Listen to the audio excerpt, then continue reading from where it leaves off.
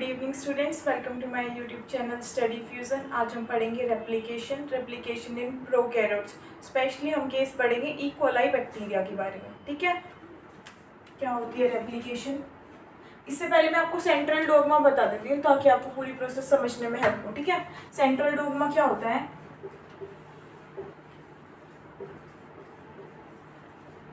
DNA है, DNA से DNA की फॉर्मेशन होती है। इस प्रोसेस को हम क्या बोलते हैं? इस प्रोसेस को हम बोलते हैं रेप्लिकेशन। रेप्लिकेशन बोलते हैं। डीएनए से क्या बनता है? आरएनए बनता है। इस प्रोसेस को हम क्या बोलते हैं? ट्रांसक्रिप्शन।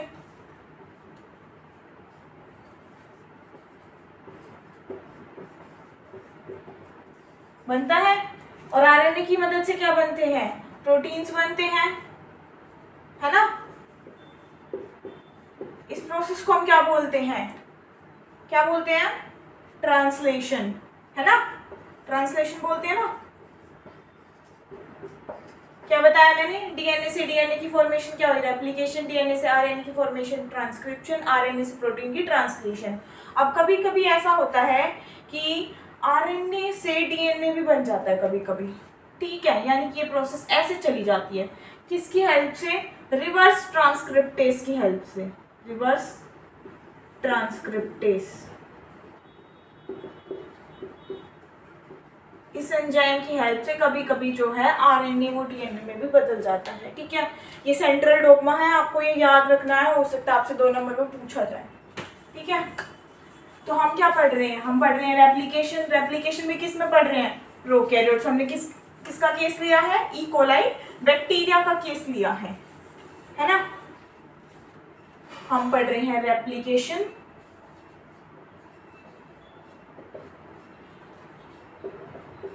In prokaryotes. और प्रोकैरियोट्स में हमने किसका केस लिया है? ई कोलाई बैक्टीरिया का केस लिया है।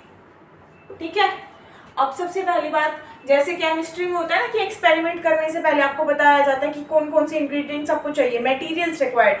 वैसे ही मैं प्रोसेस में आपको बताऊंगी कि मटेरियल क्या क्या चाहिए, उसके बाद हम पूरी प्रोसेस परफॉर्म करेंगे, पढ़ेंगे। ठीक है, चलो। रेप्लिकेशन में 3 स्टेप होते हैं: इनिशिएशन, इलोंगेशन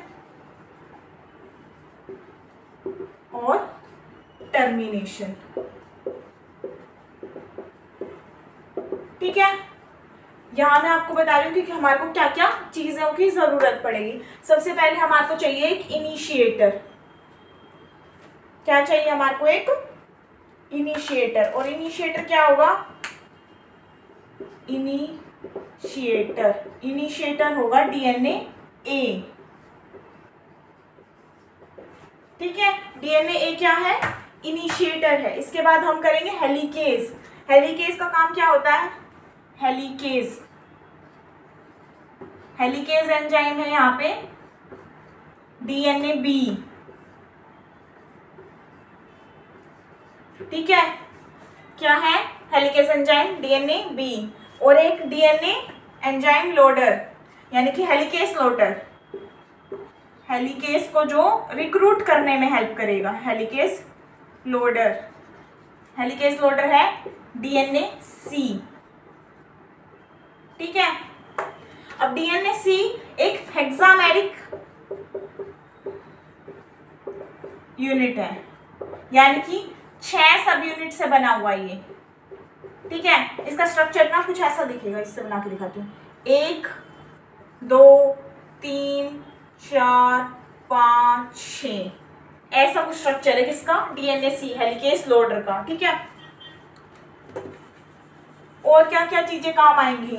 अच्छा, इनका काम और सुनते जाओ साथ के साथ। ठीक है, इनिशिएटर का ऊपर ही पता चल रहा है। इनिशिएटर का मतलब इनिशिएट करना, तो डीएनए इनिशिएट करेगी। हेलिकेज का काम होता है एंजाइम के जो डीएनए के जो स्ट्रैंड्स है ना, उनको दोनों को ऐसे ओपन करेगी। ठीक है, और हेलिकेज लोडर नाम से पता चल रहा है कि इसको लोड होने में हेल्प करेगी, है ना। फिर एक आते हैं एसएसबी प्रोटीन। अच्छा, जब मेरे को एक बात बताओ, जब आप रस्सी खोलते हो तो वापस मुड़ जाती है ना। सुपर कोइलिंग मैंने आपको कंसेप्ट पढ़ाया था, तब बताया था, है ना। तो वो जो दो स्ट्रैंड है वो जल्दी से ऐसे मुड़ जाएंगे आपस में। मैंने कितनी भी खोलने की कोशिश करी, वो ऐसे कैसे तो नहीं रहेंगे। तो उनको ऐसे कैसे रखने में कौन से हेल्प करेंगे, एसएसबी प्रोटीन उनको ऐसे रखने में हेल्प करेंगे। ठीक है, फिर आती है प्राइमर चाहिए हमें, है ना, प्राइमर चाहिए। उसके अलावा हमारे को क्या चाहिएगी, एक लाइगेज चाहिएगी। लाइगेज क्या होता है, जो ओकाजाकी फ्रेगमेंट्स जो होते हैं उनको वो करने में हेल्प करती है ना, उनको ग्लू करने में, एक तरह से उनके बीच का गैप खत्म कर देती है। तो यहाँ पे जो लाइगेज यूज होगी ना इसमें, वो है डीएनए पॉलीमरेज 1।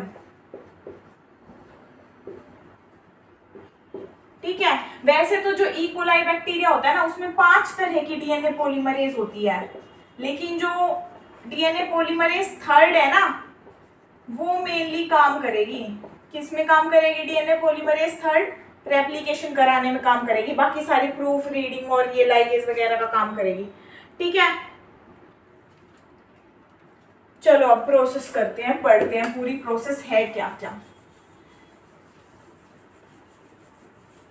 ध्यान से समझना, क्योंकि बीच में आपके लिए क्वेश्चन भी आएगा, उसका आपको जवाब देना है। ठीक है,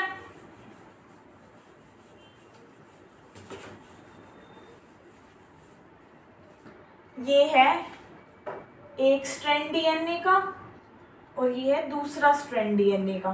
ठीक है, इसमें आपको 2 सीक्वेंस मिलेगी, एक 13 और एक 9। ये 9 सीक्वेंस है, यहाँ पे ऐसे बना रही हूँ मैं एक बार के लिए।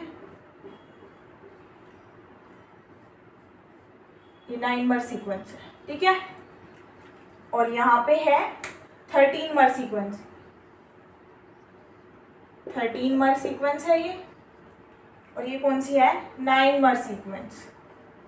ठीक है, अब सबसे पहले मैंने आपको क्या बताया था, कौन आएगा इनिशिएटर की तरह, डीएनए ए आएगा, है ना।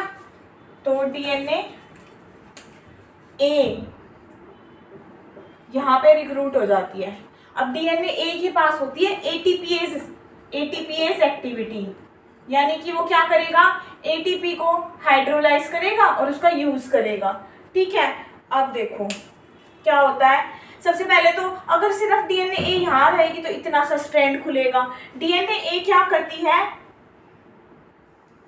ये नेक्स्ट सीक्वेंस बना रही हूं मैं।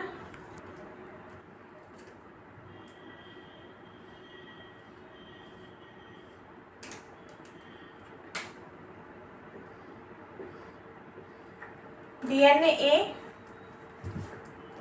यहाँ पे पूरा ऐसा फैल जाता है, यानी कि सबसे पहले तो वो किससे अटैच हुआ, 9 सीक्वेंस से। उसके बाद वो कहाँ तक पहुंच गया, 13 सीक्वेंस तक पहुंच गया।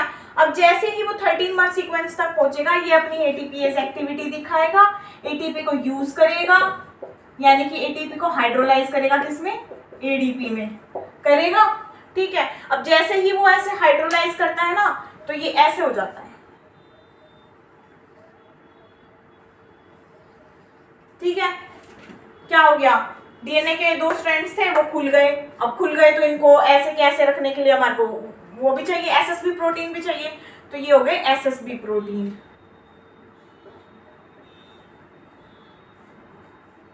ये क्या रखेंगे, स्ट्रैंड को ओपन ही रखेंगे, स्ट्रैंड को खुलने नहीं देंगे। ठीक है, हो गया, डीएनए ए का काम आ गया। ये डीएनए ए थी, ठीक है, डीएनए ए। अब ध्यान से देखना, मैंने आपको क्या बताया था कि यहाँ पे क्या आएगा, डीएनए हेलिकेज आएगी, किसके साथ आएगी, अपने लोडर के साथ आएगी। लोडर कौन था उसका, डीएनए सी था। तो ये डीएनए सी है, डीएनए सी, और ये लेके आ रहा है डीएनए बी को, ये लेके आया है डीएनए बी को। ठीक है, दोनों साइड होगा, एक यहाँ लेके आ रहा है, 1 2 3 4 5 और एक 6।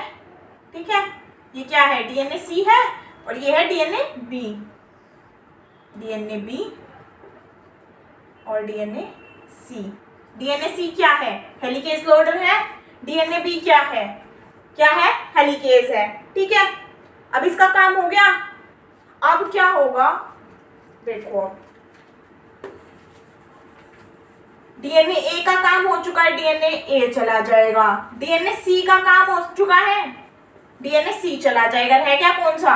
DNA B. ध्यान से देखते जाना। स्ट्रैंड ऐसे खुल चुका है, ठीक है। यहाँ पे क्या बचा हुआ है? सिर्फ डीएनए बी बचा हुआ है। एक डीएनए बी यहाँ रिक्रूट हो रहा है, एक डीएनए बी यहाँ रिक्रूट हो रहा है। अब है ना, पहली बात तो जो यूकैरियोट्स में रेप्लिकेशन है वो कैसी है? By directional. बाई डायरेक्शनल, दोनों तरफ से हो रही है, ठीक है। बाई डायरेक्शनल मतलब यहाँ से भी हो रही है, यहाँ से भी हो रही है। देख रहे हो ना, दोनों साइड क्या है? हेलिकेज एंजाइम है ना। फिर बाई डायरेक्शनल है और है सेमी कंजर्वेटिव। सेमी कंजर्वेटिव का क्या मतलब है? ठीक है, मान लो कि ये 5 प्राइम एंड है, ये 3 प्राइम एंड है, ये 5 प्राइम एंड है और ये 3 प्राइम एंड है, ठीक है। तो जो यहां से हो रही है ना, जो यहां से हो रही है 5 प्राइम टू 3 प्राइम, ये तो है कंटिन्यूअस, ठीक है। और जो यहां से हो रही है इसमें बन रहे हैं बैंड्स, ओकाजाकी फ्रेगमेंट जिसे हम बोलते हैं, ठीक है। तो एक तरफ तो क्या है? लीडिंग स्ट्रैंड है, पूरा कंटिन्यूअस है। एक तरफ क्या है? लैगिंग स्ट्रैंड है, डिसकंटिन्यूअस है, जाके ओकाजाकी फ्रेगमेंट्स की फॉर्मेशन हो रही है। दिख रही है ना ओकाजाकी फ्रेगमेंट्स की फॉर्मेशन, है ना। तो इसलिए हमने इसको बाई डायरेक्शनल और सेमी कंजर्वेटिव कहा है। अब हम थे कहाँ पे? हम यहाँ पे थे कि हमने सिर्फ डीएनए बी को लोड करा दिया है, डीएनए ए जा चुकी है, ठीक है। यहाँ पे आएगा सबसे पहले प्राइमर। प्राइमर आया यहाँ पे, ये प्राइमर है, ठीक है। अब जो 3 प्राइम से 5 प्राइम चल रही है वो तो चलती जाएगी, बिल्कुल कंटिन्यूअस स्ट्रैंड इसका बनता जा रहा है। किसकी हेल्प से? डीएनए पॉलीमरेज थर्ड की हेल्प से। डीएनए पॉलीमरेज थर्ड की हेल्प से, ठीक है। डीएनए पॉलीमरेज थर्ड क्या कर रहा है? न्यूक्लियोटाइड्स को ऐड करता जा रहा है, ऐड करता जा रहा है, ऐड करता जा रहा है, डीएनए की फॉर्मेशन होती जा रही है। जबकि जो ये वाली साइड है ना, यहाँ पे डिसकंटिन्यूअस है। पहली बात तो जो ऊपर है, ऊपर जब 1000 से 2000 न्यूक्लियोटाइड्स की ऑलरेडी फॉर्मेशन हो चुकी है ना, उसके बाद तो यहाँ स्टार्ट होती है रेप्लिकेशन होना, ठीक है। क्या हो रहा है? यहाँ पे कंटिन्यूअस हो रही है। 10,000 से 1000 से 2000 जब यहाँ पे हो चुके हैं, उसके बाद यहाँ स्टार्ट होगी, ठीक है। ये ऐसे बन गए ओकाजाकी फ्रेगमेंट्स, बन गए ओकाजाकी फ्रेगमेंट्स, ठीक है। अब क्या आएगा? ये स्ट्रैंड पूरा बना हुआ है, ये स्ट्रैंड आधा बना हुआ है, डिसकंटिन्यूअस है। तो मैंने क्या बताया था? डीएनए पॉलीमरेज 1 आएगा,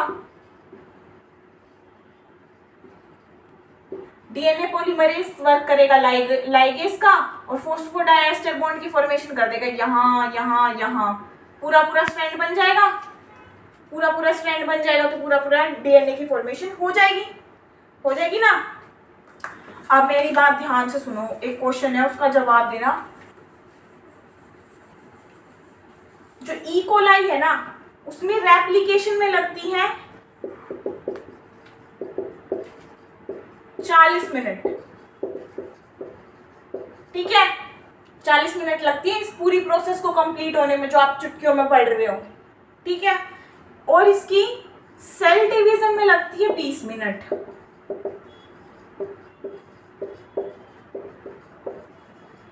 ऐसा कैसे पॉसिबल है? मैं कह दूं कि 2 चीजें डिवाइड कर रही है, एक चीज डिवाइड कर रही है 2 चीजों में, और उसमें रेप्लिकेशन होना बहुत जरूरी है। रेप्लिकेशन हुए बिना सेल डिवीजन नहीं होगा। सेल डिवीजन हो रहा है 20 मिनट में और रेप्लिकेशन हो रहा है 40 मिनट में। ऐसा कैसे पॉसिबल है? बहुत इंपॉर्टेंट क्वेश्चन है, ध्यान से समझ लेना इस बात को। क्या बताया मैंने? रेप्लिकेशन कितनी देर में हो रही है? कितनी देर में हो रही है रेप्लिकेशन? रेप्लिकेशन हो रही है 40 मिनट में। असल में इसमें होता ऐसा है, मान लो कि एक स्ट्रैंड है और यहाँ पे रेप्लिकेशन चल रही है एक, ठीक है। तो जब एक रेप्लिकेशन चल रही है ना, उसी टाइम पे दूसरी रेप्लिकेशन चल रही है इधर, यानी कि ये आधी कंप्लीट। जब सेल डिवाइड होती है ना, सेल डिवाइड होती है, तो मान लो ये सेल है, यहाँ पे ऑलरेडी आधा रेप्लिकेशन हो चुका है, यानी कि 20 मिनट्स यहाँ लग गई और 20 मिनट्स का बाकी और का रेप्लिकेशन, है ना। तो ड्यूरिंग सेल डिवीजन जब 20 मिनट का सेल डिवीजन होगा, तब बाकी का जो रेप्लिकेशन प्रोसेस है ये वाला वो होगा, आगे इतनी बात समझ में क्या बता रही हूँ मैं कि जब सेल डिवीजन हो रहा है तो आधा रेप्लिकेशन जो उसको नई नई सेल मिली है उसमें आधा रेप्लिकेशन ऑलरेडी होया हुआ है। ठीक है, दो तरफ से रेप्लिकेशन चल रहा है। एक तरफ आप नई सेल के लिए डिवाइड कर रहे हैं, नई सेल के लिए ऑलरेडी रेप्लिकेशन स्टार्ट कर रहे हैं, और एक बार एग्जिस्टिंग सेल के लिए कर रहे हैं। ठीक है, आगे इतनी बात समझ में क्या बताया मैंने रेप्लिकेशन में क्या क्या इंपॉर्टेंट है। डीएनए पॉलीमरेज 1 क्या करता है, डीएनए पॉलीमरेज 3 क्या करता है। डीएनए पॉलीमरेज 3 रेप्लिकेशन में हेल्प कर रहा है, प्राइमर्स को ऐड कर रहा है, इलोंगेशन में हेल्प कर रहा है। डीएनए पॉलीमरेज 1 क्या कर रहा है, लाइगेज का काम कर रहा है, जो ओकाजाकी फ्रेगमेंट्स थे उनको जोड़ रहा है। ई कोलाई में एक चीज याद रखने की जो है वो क्या है, बाई डायरेक्शनल है, सेमी कंजर्वेटिव है। बहुत इंपॉर्टेंट पॉइंट है, आपसे पूछा जा सकता है, नेट में भी पूछा जा सकता है, एमएससी में भी। और ये क्वेश्चन मैंने अभी बताया है ना, ये भी इंपॉर्टेंट है। ये आपसे 2 नंबर में एमएससी जूलॉजी में पूछा जा सकता है, बायोटेक में भी पूछा जा सकता है, और सीएसआईआर नेट में तो पूछा ही जाता है। ठीक है, आज के लिए हो गया। क्या बताया मैंने आज, रेप्लिकेशन इन प्रोकैरियोट्स। और हमने किसके केस में पढ़ा है, ई कोलाई के केस में पढ़ा है। कल हम पढ़ेंगे यूकैरियोट्स के केस में। ठीक है, आज के लिए इतना ही, बाय बाय।